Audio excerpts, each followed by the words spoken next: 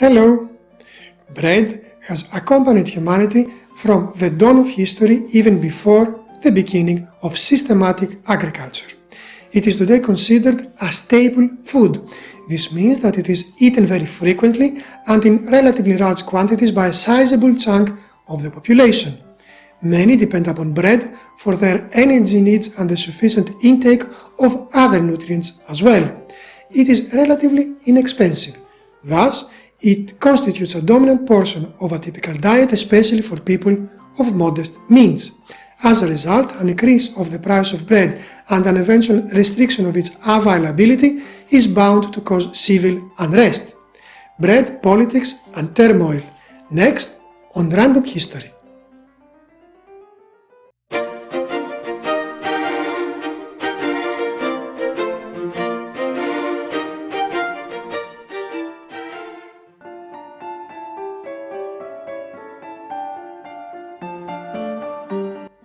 The oldest archaeological evidence of bread making are more than 14,000 years old.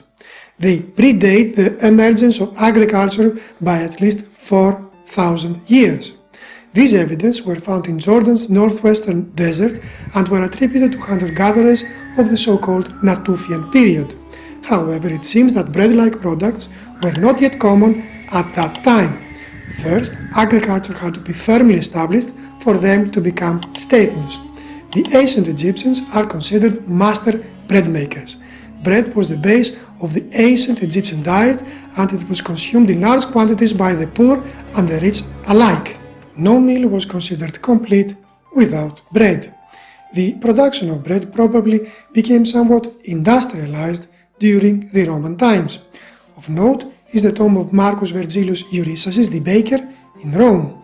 It was built between 50 and 20 BC for the aforementioned baker. He seems to have been a freed slave of Greek origin who became rich through bread making. Entering the Middle Ages, much of the previous progress in the art of bakery was lost.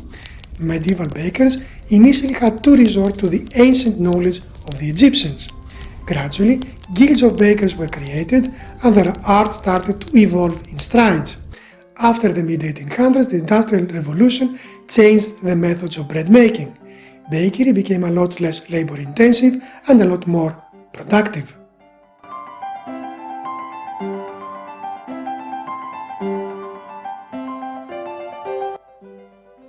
When visiting the Eternal City, Rome that is, one cannot stop admiring the imposing ancient buildings still standing.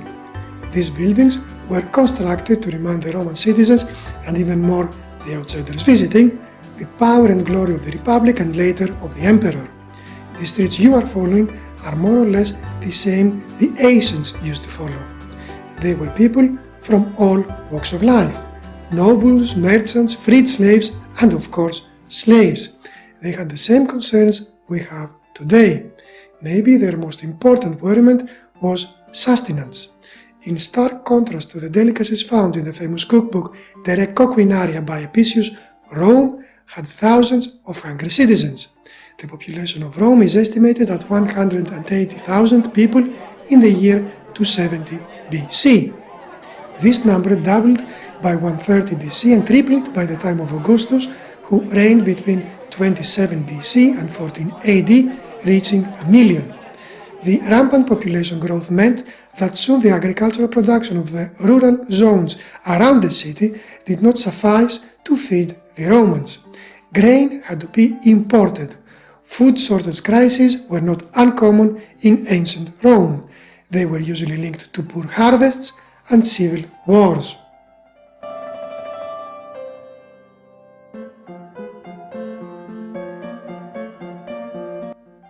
Sources indicate that the Roman authorities were invested in maintaining a steady food supply to the city as early as the 5th century BC. The system supplying Rome, the armies, and some other cities with grain and other foodstuffs came to be known as annona. During the Republican era, the interventions aiming to solve the sustenance problem were only sporadic. They included the occasional distribution of free or subsidized grain to the population. This changed in 123 BC with the introduction of the regular grain distribution. The relative law was proposed by Gaius Gracchus and approved by the Roman Assembly. During the years of the Imperial Rome, the annona became a central feature in the relation between the emperor and the capital's inhabitants. This relationship is mirrored in the famous phrase bread and circuses attributed to the poet Juvenal. At the end of Augustus's reign, the office of the annona came to be headed by the praefectus annonai. His main responsibility was to administer the transportation of grain by means of shipping contracts from the grain-producing provinces of Rome. He was also responsible for curbing fraud and speculation on the grain market. Boys entered adulthood and became citizens at the age of 14. Any male adult citizen was entitled to buy below the market price about 33 kilograms of grain every month. Initially, about 40,000 were eligible for the subsidized grain. The number eventually expanded to 320,000. It was reduced by Julius Caesar to 150,000. Augustus set the number at 200,000. This remained more or less stable until the fall of the Western Roman Empire. In the 3rd century AD, the dole of grain was replaced by bread. The primary sources of grain for the annona were Sicily, Sardinia, and Africa. After Augustus conquered Egypt, the new territory contributed heavily to the provision of grain.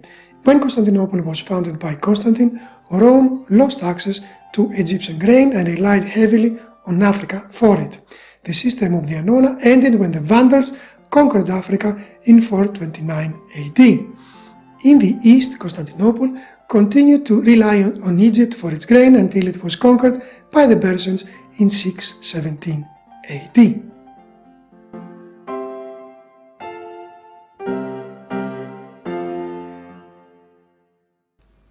Jump ahead a few centuries, we found ourselves amidst people rioting over the price of bread. One of the earliest such riots is the one that took place in Novgorod, Russia in 1650. The Russian government decided to bulk buy grain, probably to trade with Sweden. This drove up its price, hence bread became quasi-unattainable for the middle and lower classes. People revolted and ravaged several households of the more well-off citizens. The uprising gradually faded away due to discords among the rioters and the lack of coherent political guidance.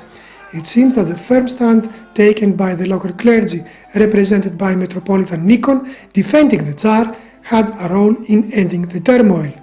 Now we move to Boston at the turn of the 18th century. Local grain merchants used to hoard grain to drive up its prices. Furthermore, they frequently chose to sell grain to more lucrative markets such as Europe. On top of that, America was the theater of war involving the colonial powers of Great Britain, France, and Spain. As a result, grain in Boston saw a sizable price increase. Especially the poor found it difficult to procure their daily bread. This situation led to the eruption of 3 riots between 1710 and 1713. One could mention several other food riots involving the price of bread. For instance, the flour riot in 1837 in New York, or the so-called Maltese Sette Giugno. This is Italian for 7th of June. It is a national holiday celebrated yearly on the aforementioned date. It commemorates the bread riot that took place in the Isle of Malta in 1919. The local population revolted against the colonial British government. This revolt was the springboard for long overdue political reform in the Fourth Island. Bread riots erupted as recently as 1977. In January of that year, most of the major cities of Egypt saw the spontaneous uprising of low-income people. They protested the termination of subsidies of basic foodstuffs, including and foremost flour. These economic measures were imposed by the World Bank and the International Monetary Fund. The riots ended with the deployment of the army and the cancellation of this policy. Food riots, not concerning only the availability of bread, still occur in the world. However, no other nation's history is more intricately intertwined with the availability of bread than the French.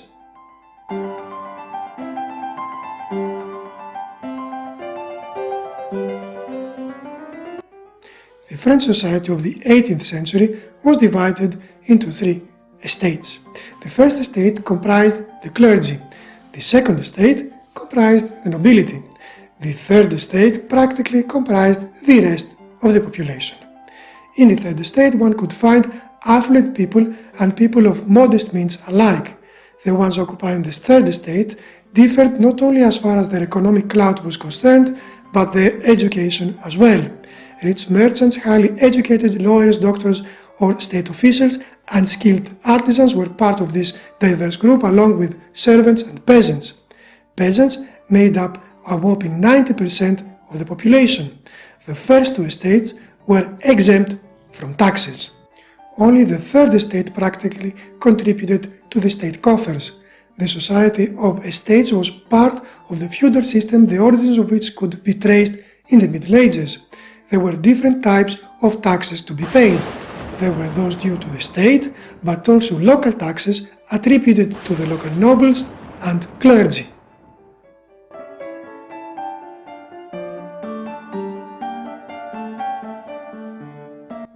It has been theorized that bread was one of the most important actors of French history. This seems to be especially true, at least for the second half of the 18th century. In this specific period, most of the French population is rural and works the land. The products of a peasant's toil were to be used for the payment of one's dues to the local lords, the clergy, and of course the state. Taxes were usually paid in grain or other agricultural goods. What little remained was to be used for one's own needs. A small amount of grain was to be saved to plant the following year. In any case, the life of a peasant was modest at best. Peasants did not have access to an internal market of grain. The land was divided, a legacy of feudalism.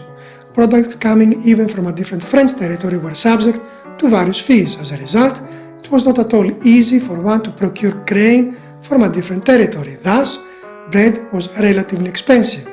It has been calculated that the daily bread and a soup could cost up to 50% of a peasant's income.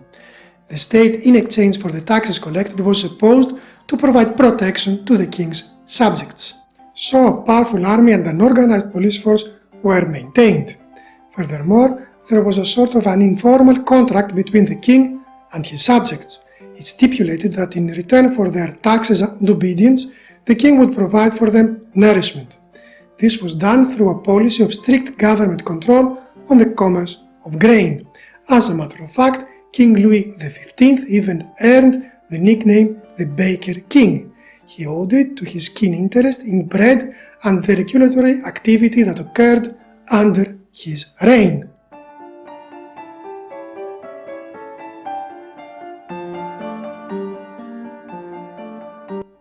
Bread was central to the diet of the French. It comes as no surprise that peasants kept a close eye on the price of grain. An unsatisfactory yield due to climatic factors could reduce peasants to starvation. Grain riots were extremely common in France during the 18th century. Most of these riots were usually limited in size and scope. However, they sometimes spilled out to neighboring areas, sparking uprisings in different towns and villages. Interestingly, these upheavals were frequently spearheaded by women. This is to be expected since it was women who did the shopping, so they were the first to find out about the high prices of bread and get outraged. Keep that in mind, we'll come across it again shortly.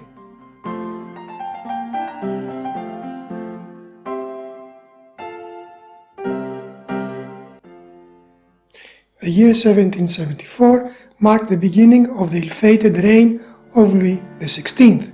The young king was only 20 years old when he ascended the throne of France. He was full of will to reform his kingdom. He appointed Turgot as Secretary General of Finance, position equivalent to a modern-day Minister of Finance. And Robert Jacques Turgot is an interesting character.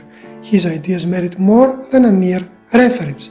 In his book, Reflections on the Formation and Distribution of Wealth, he argues against government intervention in the economic sector.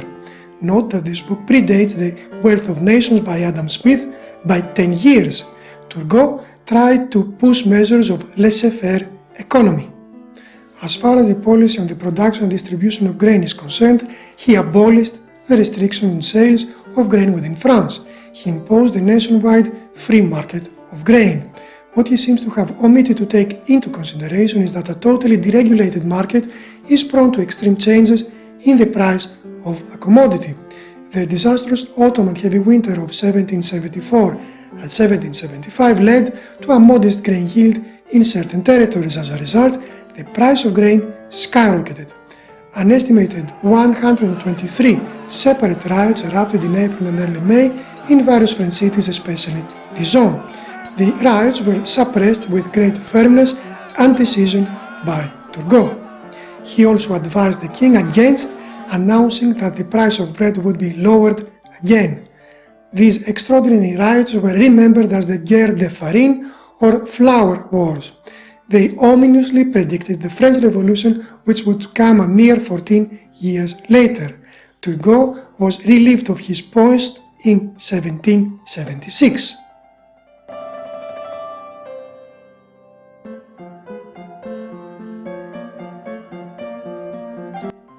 The population of France rose from about 23 million in 1715 to 28 million in 1789.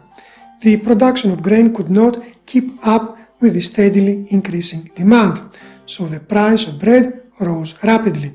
Wages, on the other hand, did not keep pace with the rise in prices. As a result, the gap between the poor and the rich widened.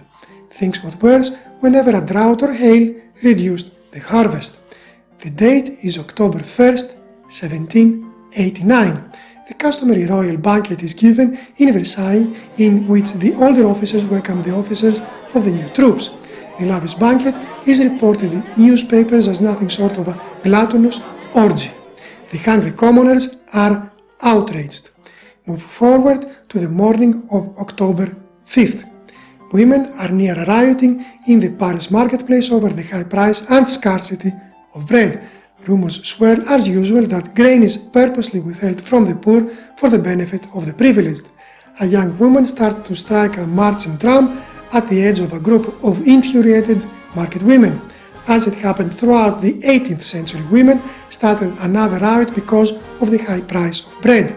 Soon revolutionaries seeking liberal political reforms and a constitutional monarchy for France joined the demonstrations. The crowd grows to 7,000 individuals.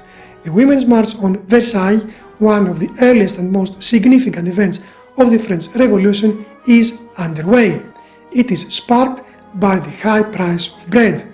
The crowd will soon reach the Palace of Versailles and will force King Louis XVI and his wife Marie Antoinette to follow them back to Paris. The rest is history. And this was a concise history of the politics of bread and their relation to social unrest. Did we miss anything? We would love to read what you have to say in the comments below. If you feel so inclined, please like, share and subscribe in order not to miss out on our future videos. And if you have any suggestions for subjects you would like us to dwell into, note them in the comments below. Until the next time, keep learning!